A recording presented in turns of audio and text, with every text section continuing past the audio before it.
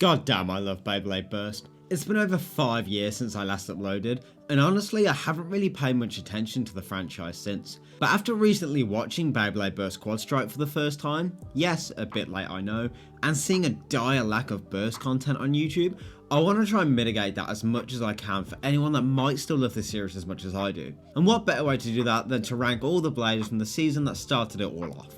I'll be ranking every blader that has an official stock Beyblade, so none of these guys despite them being named characters. Don't ask me what their names are though, because I have no idea. Characters will be ranked based on their strength and ability against one another, with supporting information about special moves and battle history being taken from the Beyblade Burst wiki. Remember though that this whole video is just going off the anime and not the manga. Now just before we start, I want to ask the question of the video, which is, who do you think would have won if Shu and Valt had met in the finals and faced each other instead of Lui? Let me know your answer in the comments, and with the question of the video out the way, let's get straight into this with our first blader. Daigo has Dark Death Cypher in this season and is a core member of the Beyblade Academy Bay Club. He seems to be relative to Valt for the first half of the season, just falling behind him as the show goes on. His last serious battle was against Gabe in the team finals, occurring in episode 37 and showed a good power level at the time, being able to nullify Gabe's special move with his own. He was on the back foot for that entire battle however, being nervous to engage with Gaia until it started to burn through its own stamina. He does beat out Yukio just before this in episode 33 with a quick ring out finish and scores a burst finish against Valt in episode 27. Note that Rantaro actually states he isn't certain about who would win in the battle of special moves between Daigo's Quake launch and Valt's Rush launch, showing that at least at the time, both Blader's special moves were on par, B tier. Ben with his Bay Beast Spectromoth is the captain of Team Beasts and goes on to participate in the national tournament. His best showing is against Ken in episode 44, where he's actually able to burst Kobayas in the first round, as well as forcing Ken to go all out in the following 4. He is also shown to be more powerful than Ken when both resonated in the first round. This is also implied by Valt. He does ultimately lose to Ken in the 5th round via survivor finish, however it is never bursted by him as he lost 2 points via ring out. We see him also lose to Lui during a flashback in episode 35 and to Valt in the same episode. Despite not having a great record on paper, his relativity to Ken and having 2 special moves prove his skills and earns him a spot in A tier. Yugo and his Bay Yugen Yedrian is said to be Xander's right hand man. Not that you'd know that by looking at his record of course. Though he does win points against Valt and Ken early on, he does end up losing both battles via burst finish. In fact, he loses all of his battles against all named bladers in the season and only gets one single win against an unnamed blader in episode 22. His last serious battle was against Shu in episode 33 during the team battles where he is quickly overpowered. You might be as surprised as I was when I tell you that Yugo doesn't even have a special move. At least he never uses one in the anime and isn't credited with one on the wiki either, making him the only character with a stock combo Beyblade to not have one in the entire season, leaving him as the weakest character in the season. D tier. Lui is a member of the Supreme 4 and the main antagonist of this season, carrying one of the most infamous bays of his generation, that being of course his Lost Longinus. He actually ends the season with a 100% win rate. This doesn't come without controversy however, as we know his last 2 battles against Shu and Valt are highly debated, with Spriggan breaking before what seems to be a survivor finish and Valkyrie self-destructing just before what seems to be the final blow against Luminor. Lui isn't the untouchable blader he once was. Though if the only bladers that can challenge you are other members of the Supreme 4 or equivalent, you might as well be. He dominates the competition completely before this however, beating Ken 3-0 and Gabe and his other lackeys completely in episode 50. His special move, Lost Spiral, in my opinion, is the most powerful special move in the entire season, being shown to overpower Shu in their battle and completely nullify Valt's Ultra Winged launch without speeding up. He doesn't just claim the top spots without having incredible skill, however when your strength and power are almost unrivaled, he hardly needs them. Easy S tier. A contender for the top spots, Wakia and Wild Wyvern finishes the season as strong as he started it. When finally joining the Beyblade Academy Bay Club, his strength and skill start to grow alongside the other core members. Though he does have a few rocky performances against Rantaro and Daigo mid-season, this was before they all peaked, and Wakia goes on to perform feats that surpass both of these bladers. He's shown to take Xander by surprise in episode 33 and even takes points away from Shu during his final battle. He does of course fall short of both Xander and Shu, however his special move Hyper Shield Crash forces Shu to dodge, showing he's not confident in clashing with it without countering with his own special move first. Wakia, despite losing to 3 members of the Supreme 4, is one of the most powerful players in the season and earns his spot at the top of A tier. He beats out Ben due to Hyper Shield Crash having the power to counter Beast Charge, as well as having the type and stamina advantage. Ben's Beast Hold wouldn't be a good counter to this, as its severe wobble would widen the stamina gap. Though this isn't a complete stomp for Wakia, as I don't think the power advantage is that insane. Orochi with Obelisk Odin came into the show with probably the most aura out of any character, besides Lui of course. His first battle was against Shu in episode 12, where he was actually able to pressure the Supreme 4 member pretty well. He could also keep pace with Valt in episode 26, and even scored a ring out against Zac during the training session as late as episode 43. However, all of these feats, while amazing on the surface, do start to fall apart when looking a bit deeper. He didn't go up against a full power Shu as he was suffering with his shoulder injury at the time. His ring out over Zac was due to the fact Zac was literally daydreaming at the time, and while his battle with Valt was actually pretty good, I can't take that away from him. So it seems that Orochi does have a level of skill and power, however it doesn't seem to improve much after his introduction. This is also implied by his performance against Gabe in episode 36, where he's not really able to compete with him once he starts going on the offense. This tells me while he might have the capacity to challenge someone like Daigo in a battle, he would fall short in terms of power, as Daigo, even when taken by surprise, was able to rally against Gabe. C tier. Another member of Xander's hype crew. Yukio with his Bay Unlock Unicorn were introduced alongside Yugo and face off against the Bagama Academy Bay Club in episodes 18 through 20. While faring a lot better than his teammate did, actually able to beat out Daigo and Rantaro at the time, he doesn't show a dominating performance against either of the two. In fact, he does fall short of Ken just after this, as well as Valt in episode 22. In fact, he actually only battles one more time after this in episode 33, against Daigo in the team battles, where he's quickly found out and wrung out by him. Just like Yugo, there's not a whole lot to say about Yukio really. He does at least have a special move, so he's definitely above Yugo, however that's not really saying a lot. D tier. A member of the Supreme 4, Shu and his Storm Spriggan show his stripes as early as episode 4 by defeating Ken in a decisive 2-0. We see that even when suffering with a shoulder injury, he's able to beat out bladers like early Valt, Orochi, Rantaro, and many more. In fact, we don't see him lose until his battle with Lui at the end of the season, and even then we all know how controversial that was. Spriggan does end up breaking in this battle, however its driver actually outlasts Longinus at the end, so it's implied that he would have won by a survivor finish if it wasn't for that. During this battle though, we do see both Lui and Shu well resonating and using their special moves clash, and it's actually Lui that comes out on top as Spriggan is cast aside. So in terms of raw power, it's safe to say that Shu does fall short of Lui. However, it's not by a huge amount, as they do clash quite a few times in their battle. Shu is portrayed as the more tactical out of the two however, and with his Bay being a balanced type, he would hold some other advantages, such as stamina and defense. I do believe that Shu's outburst after his loss when responding to Louis' comment about Spriggan breaking was out of a personal belief that if it wasn't damaged, he would have won. I do also believe that would have been the case, which is why for me, he edges out Louis ever so slightly. S tier. Ken and his Bay King Kobayas are pretty easy to rank, as we see him be dead on par with Ben in their battle, if not just ahead, as he did win. Before this though, we see him having wins over Rantaro, Yugo, Yukio, and Valt in some cases. He does face off against Shu and Xander relatively early on, though he gets burst by both of them without taking a single point. He shows a clear power progression from his introduction to his final battle with Lui, where he's pretty easily handled by the top blader. Though I do think it's important to note that he's the only blader besides Valt and Shu to face a lost spiral and not immediately get overwhelmed by it. Ultimately, Kobayas runs out of stamina before it bursts. This is an amazing showing of Kobayas' defenses, however we don't get to see Lui go up against any other defense type users in the show, so this can just be put down to Ken having the type advantage. This is still quite the feat though, and combine that with his victory over Ben, he earns himself a spot in A tier. Hoji uses Holy Horosud and is Wakia's training partner throughout the season. His praise from Wakia does paint a picture that while Hoji isn't on his level, he is at least powerful enough to force him him to try every time. His best feat is probably besting Daigo 2-0 on 2 separate occasions, as well as training with the rest of the Bay Club around the same time. The last battle Hoji took part in was against Valt in episode 28, which he does end up losing 2-0. While I could see an argument for him to be in D tier, I do believe he shows a greater amount of power when compared to Yukio, and while he doesn't show any feats later on, I think his wins over Daigo keep him out of it. He falls below Orochi though, as Orochi did manage to take a point away from Valt in episode 26. C tier.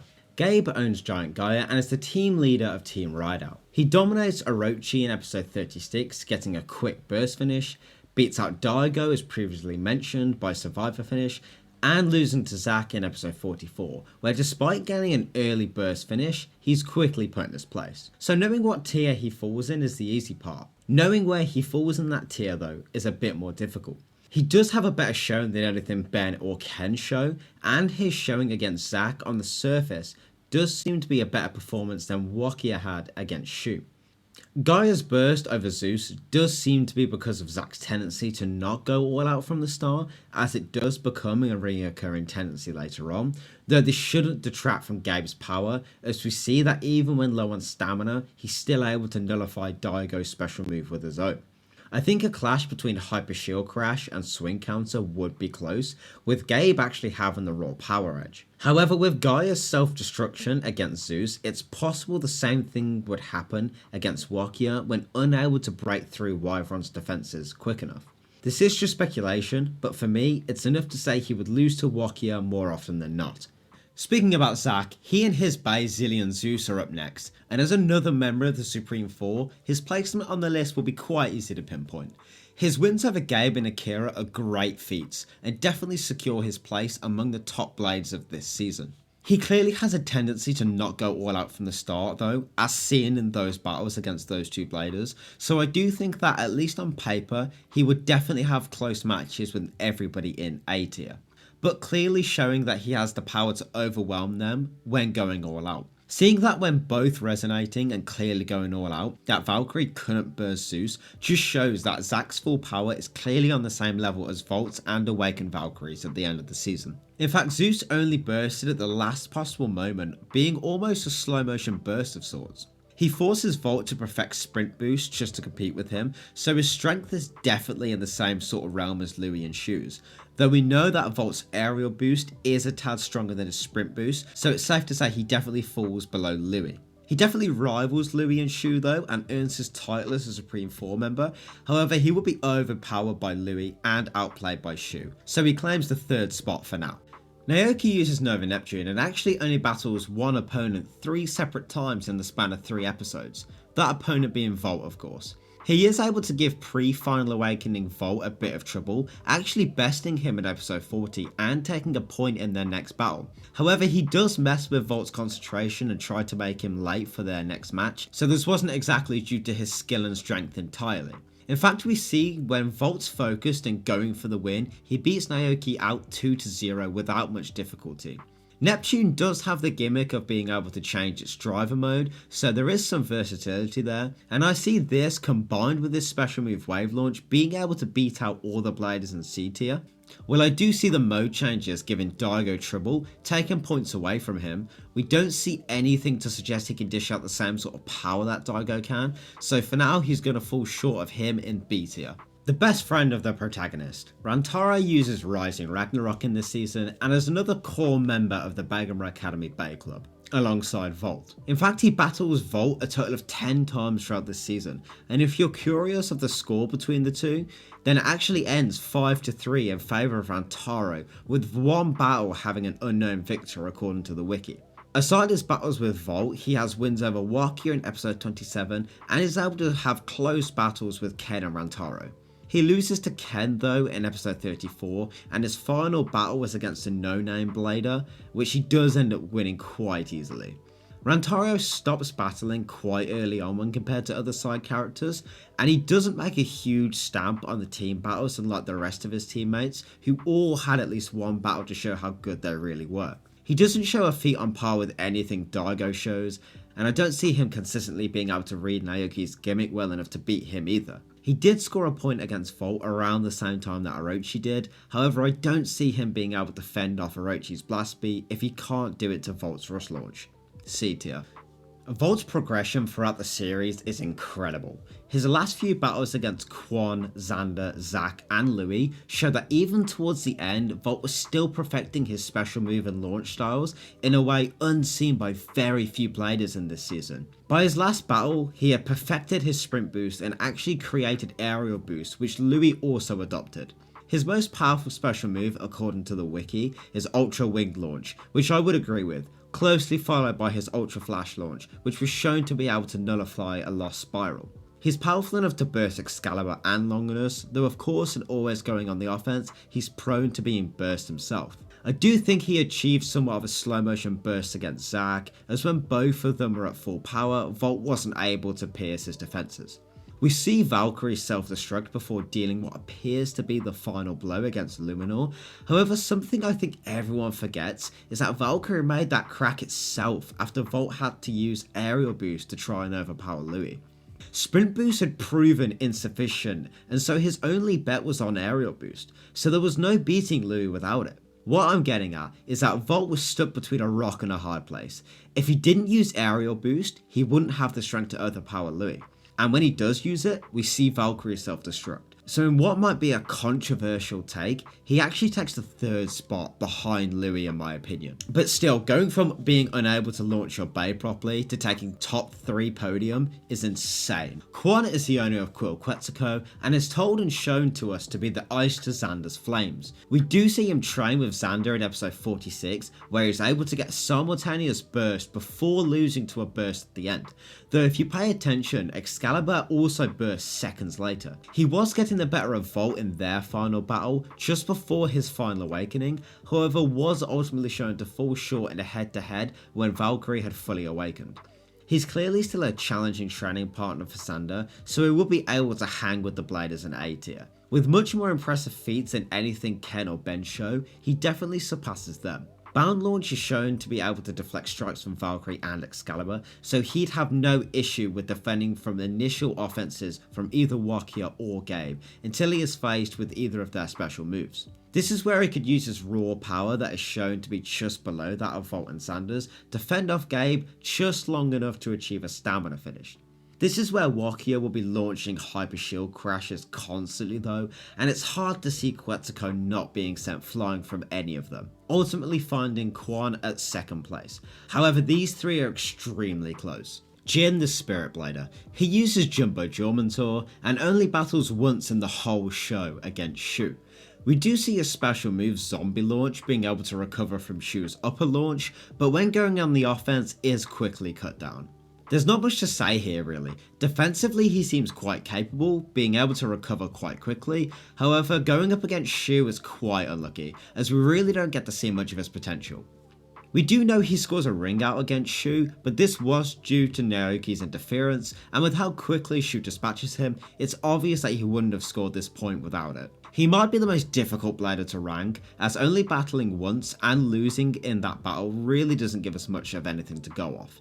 The fact he manages to get to the Nationals and nullify upper launch for a time does show a decent level of power, but comparing that feat to Daigo's clash with Gabe, it's clear he falls short of him. Shu's upper launch in episode 42 is definitely more powerful than the counter break Orochi deflects in episode 12, so I do believe he could tank most of what anyone in C tier could throw at him, but I hesitate to put him any higher than this.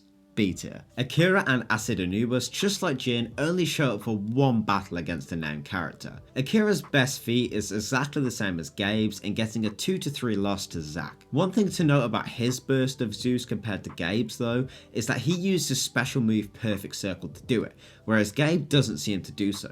This might just be speculation though, as we've seen characters use special moves without announcing them before. I can only go off this one feat, and it's a better showing against a member of the Supreme Four than Ken had, so Akira will come up just behind Gabe for me.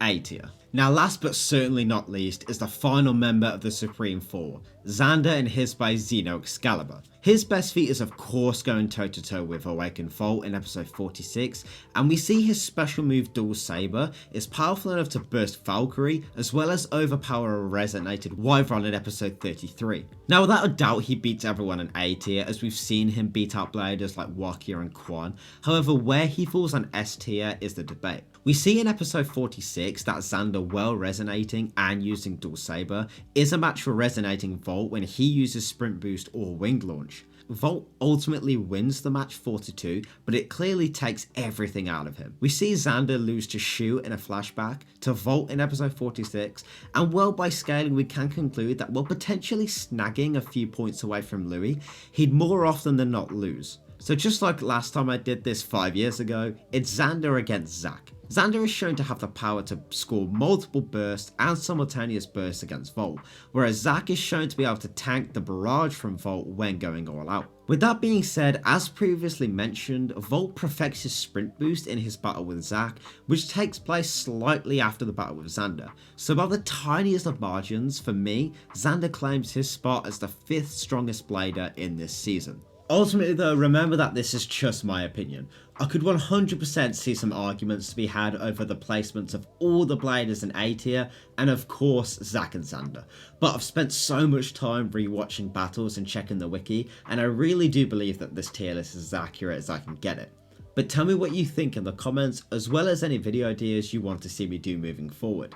Thank you so much to the guy U7F, who ultimately is the reason this video was made, and I apologise for taking so long to make it. I had to relearn how to edit and all that jazz, but with everything ultimately said and done, that's game.